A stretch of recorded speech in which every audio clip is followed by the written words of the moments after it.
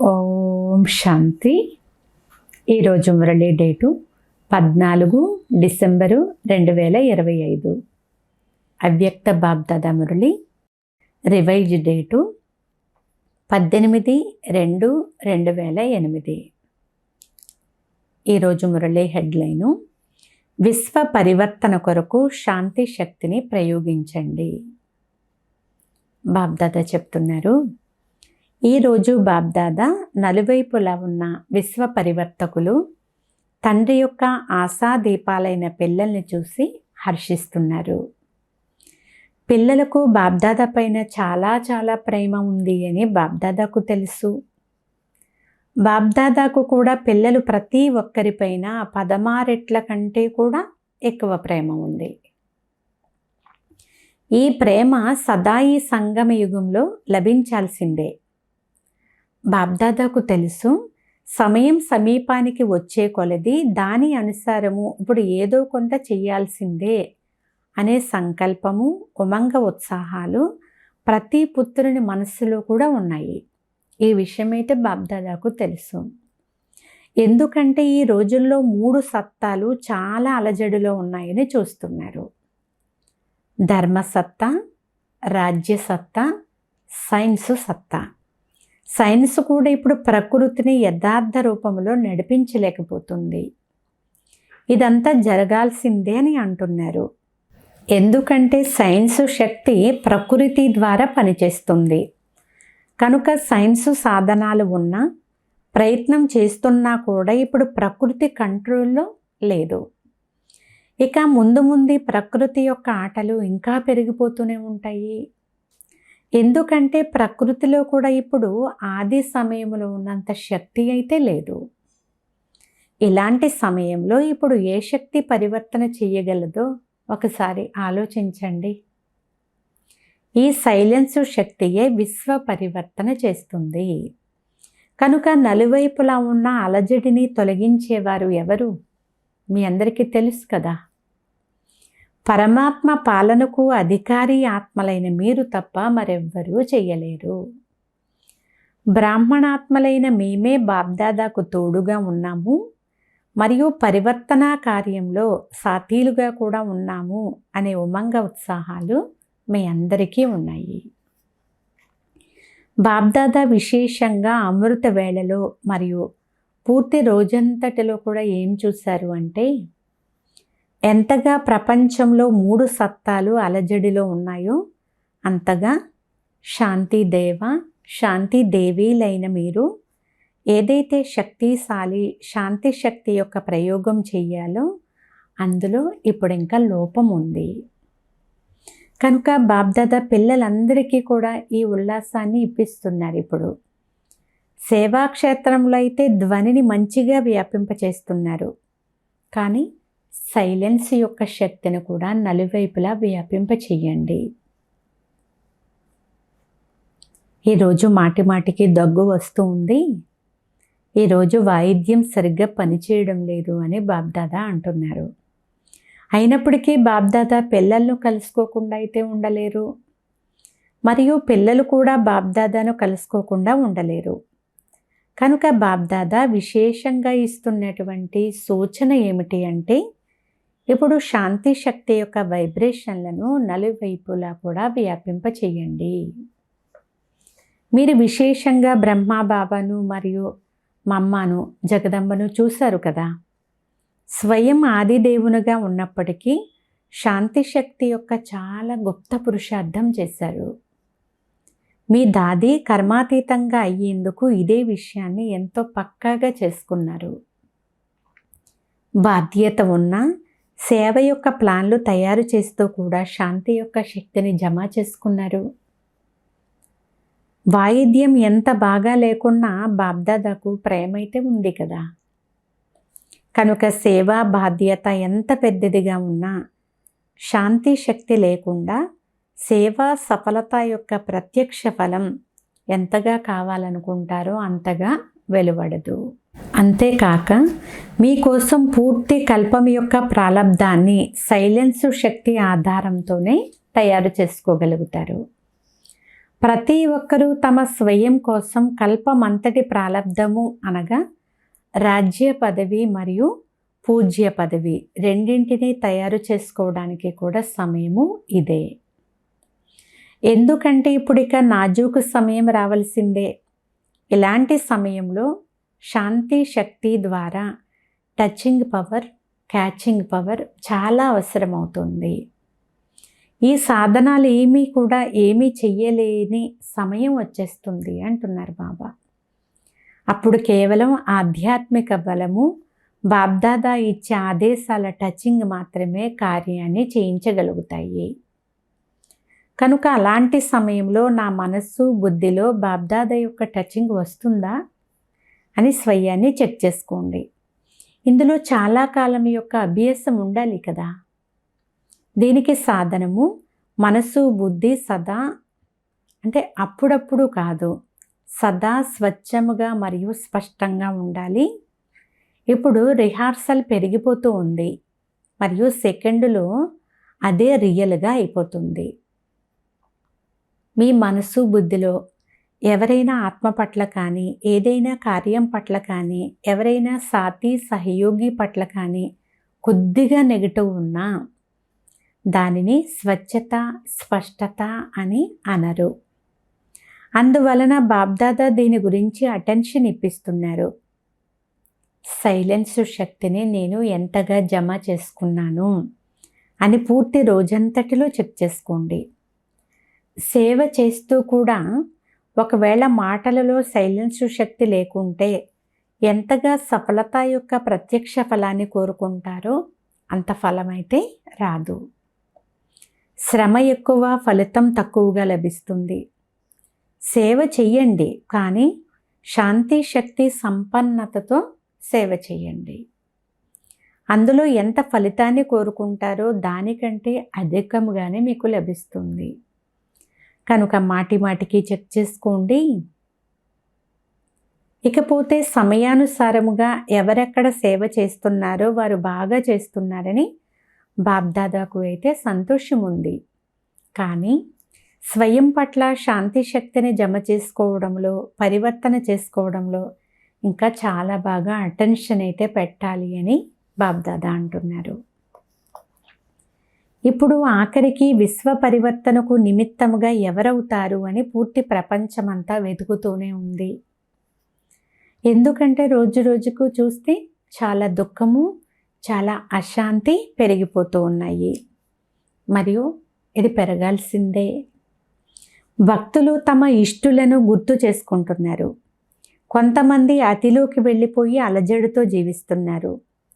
ధర్మగురువుల వైపు తమ దృష్టిని సారిస్తున్నారు. వైజ్ఞానికులు కూడా ఇప్పుడు ఎలా చెయ్యాలి, ఇలా ఎంతవరకు జరుగుతుంది అనే ఆలోచనలో పడిపోయారు. మరి వీరందరికీ జవాబు ఇచ్చేది ఎవరు? ఆఖరికి స్వర్ణిమ ఉదయం ఎప్పుడొస్తుంది అనే ఆక్రందనయే అందరి హృదయంలో కూడా ఉంది. మరి మీరందరూ తీసుకుని వచ్చేవారే కదా. తీసుకువచ్చేందుకు మేమే నిమిత్తులము అని భావించేవాళ్ళు చేతులెత్తండి. నిమిత్తులేనా? సభలో పిల్లలందరూ కూడా చేతులెత్తారు. బాబ్దాదా అంటున్నారు, మంచిది. ఎంతమంది నిమిత్తముగా అయితే మరి ఎంత సమయంలో జరిగిపోవాలి? మీరందరూ కూడా సంతోషిస్తారు మరియు బాబ్దాదా కూడా సంతోషిస్తారు. ఈ బంగారు అవకాశం ప్రతి ఒక్కరికి బంగారు సమయానుసారముగా ప్రాప్తించింది. ఎలాగైతే సర్వీసు కొరకు సమస్యలను పరిష్కరించేందుకు కూడా పరస్పరంలో మీటింగ్ చేస్తారు కదా, అదేవిధంగా దీని గురించి కూడా మీటింగ్ చేయండి, ప్లాన్ కూడా తయారు చేయండి. స్మృతి మరియు సేవ. స్మృతి అంటే శాంతి శక్తి. ఎప్పుడైతే మీరు ఉన్నతమైన స్థితిలో ఉంటారో అప్పుడు శాంతి శక్తి ప్రాప్తిస్తుంది. ఎలాగైతే ఏదైనా ఒక ఎత్తైన స్థానంలో నిలబడి చూడండి, అన్నీ చాలా స్పష్టంగా కనిపిస్తూ ఉంటాయి కదా, అలా మీరు కూడా మీ ఉన్నతమైన స్థితిలో ఉండాలి. అన్నిటికంటే ఉన్నతమైన స్థానం ఏది? పరంధామము. బాబ్దాదా అంటున్నారు, సేవ చేశారు, మళ్ళీ వెంటనే ఉన్నతమైన స్థితిలో తండ్రితో పాటు కూర్చోండి. అలసిపోయినప్పుడు 5 నిమిషాల కొరకైనా ఎక్కడైనా శాంతిగా కూర్చున్నప్పుడు తేడా వస్తుంది కదా. అదేవిధంగా మధ్య మధ్యలో వచ్చేసి తండ్రి జతలో కూర్చోండి. రెండవ ఉన్నతమైన స్థానం ఏమిటి అంటే సృష్టి చక్రాన్ని చూడండి. సృష్టి చక్రంలో ఉన్నతమైనటువంటి స్థానం ఏది? ఒక ఉన్నతమైన స్థానము పరంధామము, రెండవ ఉన్నతమైన స్థానము బాబా అంటున్నారు సృష్టి చక్రాన్ని చూడండి. సృష్టి చక్రంలో కూడా ఉన్నతమైన స్థానం ఏమిటి?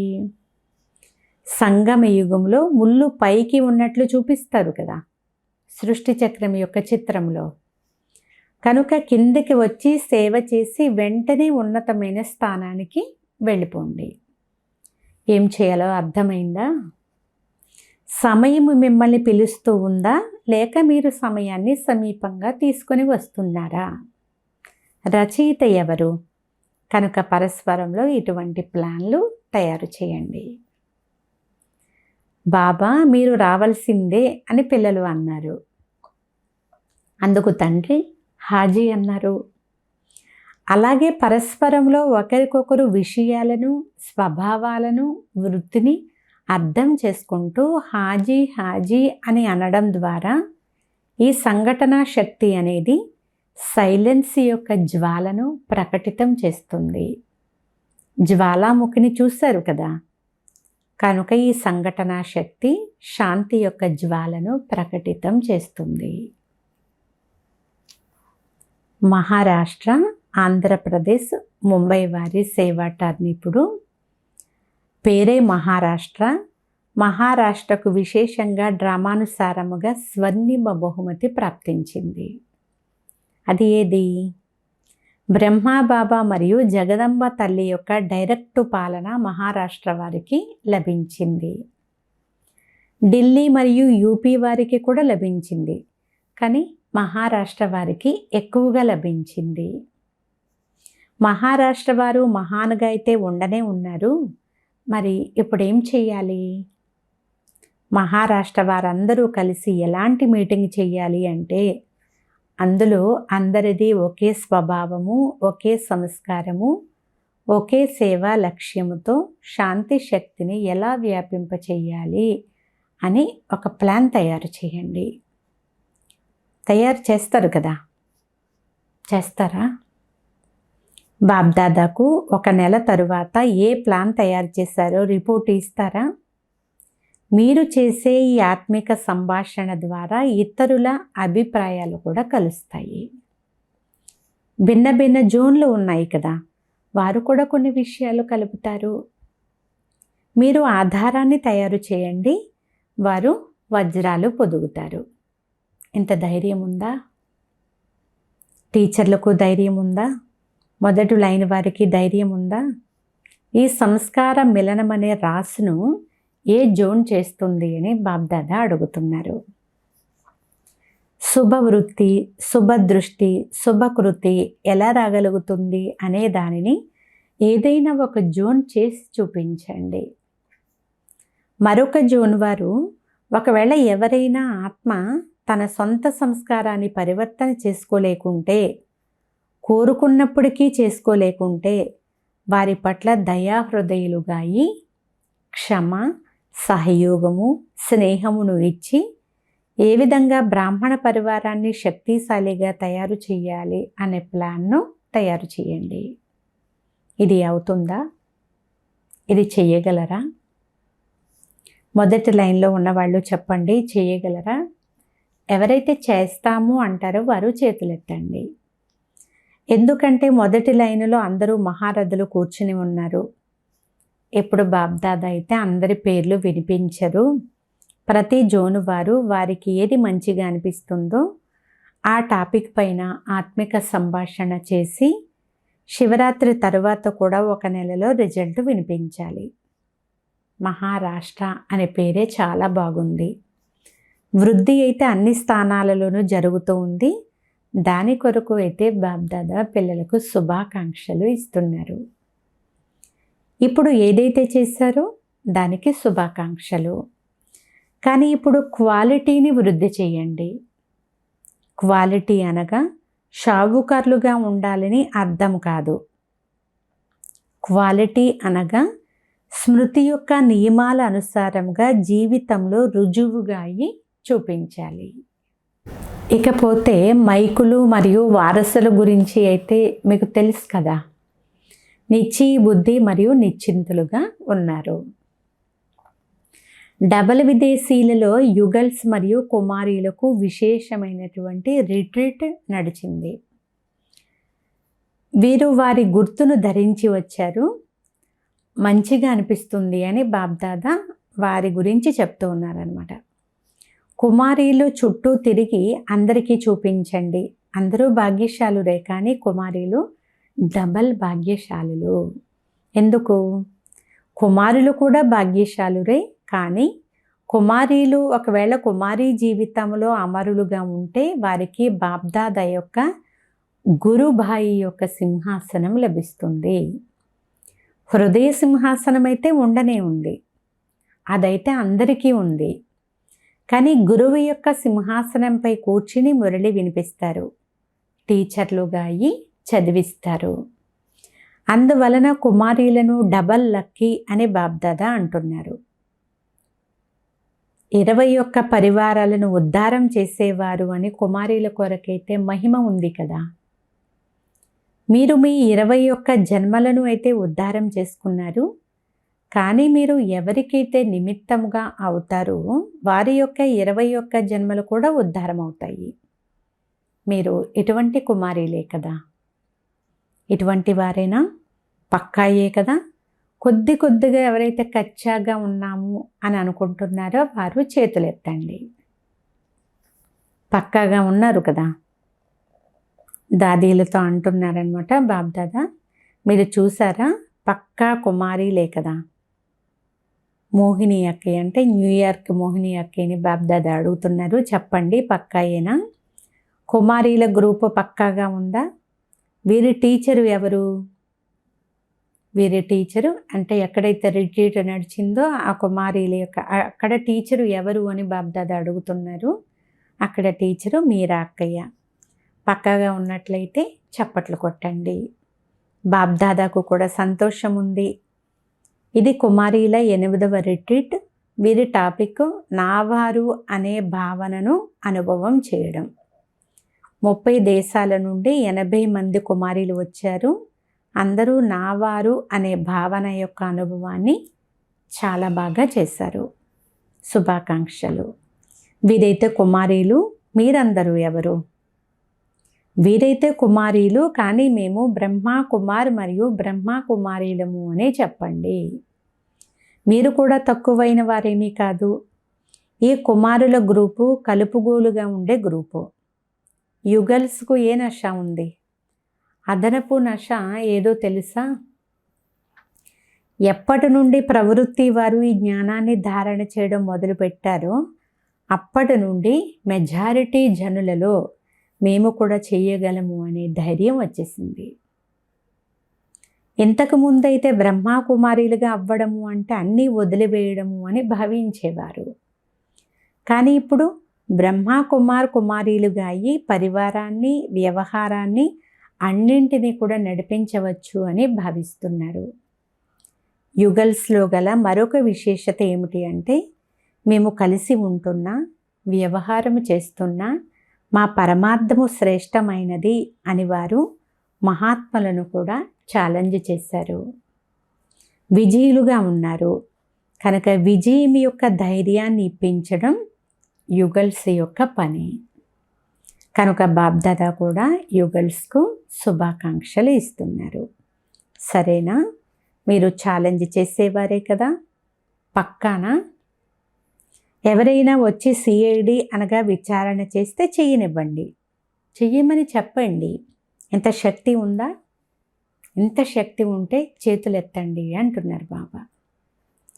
బాబ్దాదా డబల్ విదేశీయులను ధైర్యం కలవారు అని భావిస్తారు. ఎందుకు? బాబ్దాదా చూశారు, పని చేసేందుకు కూడా వెళ్తారు, క్లాసుకి కూడా వస్తారు, చాలామంది క్లాస్ కూడా చేయిస్తారు. అంతేకాక సెంటర్ యొక్క ఆల్రౌండ్ సేవల్లో కూడా సహయోగులుగా అవుతారు. అందువలన బాబ్దాదా వీరికి ఆల్రౌండ్ గ్రూప్ అనే టైటిల్ ఇస్తున్నారు. ఇదే విధంగా ముందుకు వెళ్తూ ఉండండి మరియు ఇతరులను కూడా ముందుకు తీసుకొని వెళ్తూ ఉండండి అని డబల్ విదేశీయులకు బాబ్దాదా వరదానం ఇస్తున్నారు. అచ్చా, ఇప్పుడు బాబ్దాదా టీచర్లతో మాట్లాడుతున్నారు. టీచర్లు బాగున్నారా? టీచర్లు చాలామంది ఉన్నారు. చూడండి, తండ్రి సమానమైన టైటిల్ కూడా మీకు ఉంది. తండ్రి కూడా టీచరుగా అయ్యి వస్తారు. కనుక టీచర్ అనగా సొంత అనుభవం యొక్క ఆధారంతో ఇతరులను అనుభవీలుగా చేయడం. అనుభవం యొక్క అథారిటీ అన్నింటికంటే పెద్దది. ఒకవేళ ఏదైనా విషయాన్ని ఒక్కసారి అనుభవం చేసినా కూడా దానిని జీవితాంతం మర్చిపోలేరు. విన్న విషయాలను, చూసిన విషయాలను మర్చిపోగలుగుతారు, కానీ ఒక్కసారి అనుభవం అయింది జీవితాంతం మర్చిపోలేరు. కనుక టీచర్లు అనగా అనుభవీలుగా అయి ఇతరులను అనుభవీలుగా తయారు చేసేవారు. మీరు ఇదే పనిని చేస్తారు కదా, మంచిది. అనుభవంలో ఏదైనా లోపం ఉంటే దానిని ఈ ఒక్క నెలలో నింపుకోండి. తర్వాత బాబ్దాదా రిజల్ట్ తెప్పించుకుంటారు. అచ్చా, బాబ్దాదా పిల్లలకు నమస్తే తెలియజేస్తున్నారు. నలువైపులా ఉన్న బాబ్దాదా యొక్క హృదయ సింహాసనాధికారులు మరియు విశ్వరాజ్య సింహాసనాధికారులు సదా తమ సైలెన్స్ శక్తిని పెంచుకుంటూ మరియు ఇతరులకు కూడా పెంచుకునే ఉమంగ ఉత్సాహాలను ఇచ్చేవారు. సదా సంతోషంలో ఉంటూ అందరికీ కూడా సంతోషం అనే బహుమతిని ఇచ్చేవారికి నలువైపులా ఉన్న బాబ్దాదా యొక్క లక్కీ మరియు లవ్లీ పిల్లలకు బాబ్దాదా ప్రియ స్మృతులు, ఆశీర్వాదాలు మరియు నమస్తే. మధురాతి మధురమైన ఆత్మీయ తండ్రికి ఆత్మీయ పిల్లల యొక్క ప్రియ స్మృతులు. Good morning. నమస్తే, నమస్తే, నమస్తే. ఈరోజు వరదానము: ప్రతి పరిస్థితుల్లో సురక్షితంగా ఉండే ఎయిర్ కండిషన్ టికెట్కు అధికారి భవ. సారాంశము: ఏ పిల్లలైతే ఇక్కడ ప్రతి కండిషన్లో కూడా సురక్షితంగా ఉంటారో వారికి ఎయిర్ కండిషన్ టికెట్ లభిస్తుంది. ఎలాంటి పరిస్థితి వచ్చినా, ఎలాంటి సమస్య వచ్చినా వాటిని 1 సెకండులో దాటుకునే సర్టిఫికెట్ ఉండాలి. ఎలాగైతే ఆ టికెట్ కోసం ధనాన్ని ఇస్తారో అలా ఇక్కడ సదా విజయీగా అయ్యే ధనం ఉండాలి. దాని ద్వారానే టికెట్ లభిస్తుంది. ఈ ధనాన్ని ప్రాప్తి చేసుకునేందుకు శ్రమ చేసే అవసరం లేదు. కేవలం సదా తండ్రి తోడుగా ఉన్నట్లయితే లెక్కలేనంత సంపాదన జమ అవుతూనే ఉంటుంది. స్లోగన్: ఎలాంటి పరిస్థితి ఉన్నా పరిస్థితి వెళ్ళిపోవాలి, కానీ మీ సంతోషం మాత్రం వెళ్ళిపోకూడదు. ఈరోజు అవ్యక్త సూచన: ఇప్పుడు సంపన్నంగా లేక కర్మాతీతంగా అవ్వాలి అనే తపన ఉంచుకోండి. మీ రచన అయిన తాబేలు సెకండులో అన్ని అవయవాలను కూడా ఇముడ్చుకుంటుంది కదా. ఇముడ్చుకునే శక్తి మీ రచనలో కూడా ఉంది. మాస్టర్ రచయితలైన మీరు ఇముడ్చుకునే శక్తి ఆధారంతో సెకండులో అన్ని సంకల్పాలను ఇముడ్చుకొని 1 సంకల్పంలో స్థితమైపోండి. ఎప్పుడైతే అన్ని కర్మేంద్రియాల కర్మల యొక్క స్మృతి నుండి అతీతంగా ఒకే ఆత్మిక స్వరూపంలో స్థితమైపోతారో అప్పుడు కర్మాతీత అవస్థ అనుభవం అవుతుంది. అచ్చా, ఓం శాంతి.